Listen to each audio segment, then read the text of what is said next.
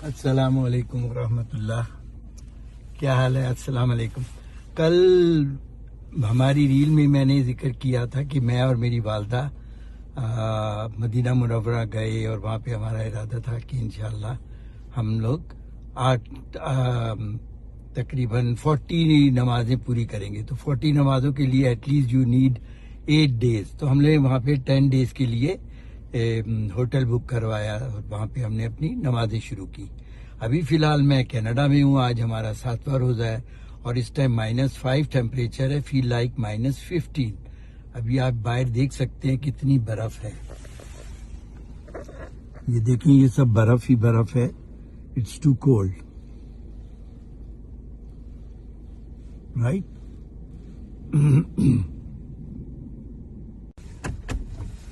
तो मैंने आपसे जिक्र ये करना था कि वहाँ पे हम लोगों ने ऑब्वियसली नमाजें अपनी शुरू कर दी और एक दिन ऐसा हुआ कि ज़ुहर की नमाज पढ़ने के बाद मैं गालिबन सुन्नतें पढ़ रहा था, तो मैंने फील किया कि मेरे सर के ऊपर कोई साया आ रहा है।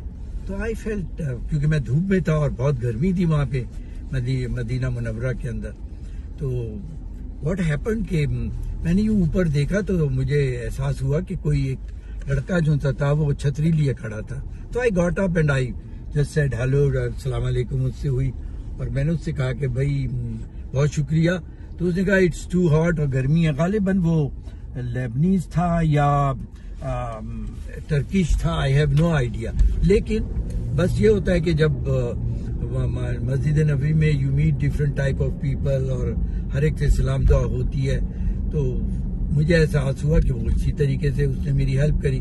तो then we started talking and हम पीछे निकले मस्जिद की बैक साइड पे, मस्जिद नबी की। तो उस जमाने में वहाँ पे एक आइसक्रीम की दुकान थी, तो मैंने आइसक्रीम ली और उसने भी आइसक्रीम उसको भी दिलाई और हमने आइसक्रीम खाते हुए बात की। उसने मुझसे कहा आप बड़े खुशू के साथ दुआ मांग रहे थे, क्या दुआ मांग रहे थे? तो आई फेल्ट वेरी बैड और मुझे इतना अच्छा नहीं लगा कि ये पहली मुलाकात में मुझसे ये क्यों पूछ रहे हैं। तो बहरहाल वो समझ गया इस बात को, तो हंस के कहने लगा I just wanted to share something. मैंने कहा प्लीज गो अहेड।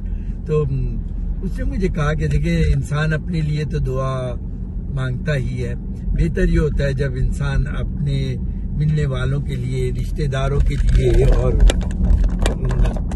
चाहने वालों के लिए और दोस्त अकारिब के लिए, उनके बच्चों के लिए दुआ मांगे और फिर खास में अपने लिए भी दुआ मांगे। तो नथिंग लाइक दैट। ये बात उसकी मुझे समझ में भी आई और मेरे दिल में उतर गई। तो फिर वो खुदा हाफिज कह के चला गया और देन वी वेंट टू, हम अपने होटल्स में चले गए। तो फिर मेरी उससे मुलाकात तो नहीं हुई, लेकिन इतना जरूर मैं कहूँगा कि वो मेरे ऊपर एक उसकी बात छाप छोड़ गई। बाद में मैंने अपने बुजुर्गों से या अपने दोस्तों से इस चीज़ का जिक्र किया, तो उन्होंने मुझसे कहा कि देखो, वो अल्लाह ताला ने एक उस लड़के के जरिए या उसके थ्रू तुम्हें एक हिदायत मिल गई और एक अच्छी बात है। और वो दिन और आज का दिन आई मेक श्योर कि मैं जब भी दुआ मांगता हूँ नमाज के बाद या जिंदगी में कभी भी दुआ मांगता हूँ, तो मैं मेक श्योर करता हूँ कि मैं दुआ में पहले अपने दोस्तों के लिए, अपने रिश्तेदारों के लिए, अपने बहन भाइयों के लिए और फिर मैं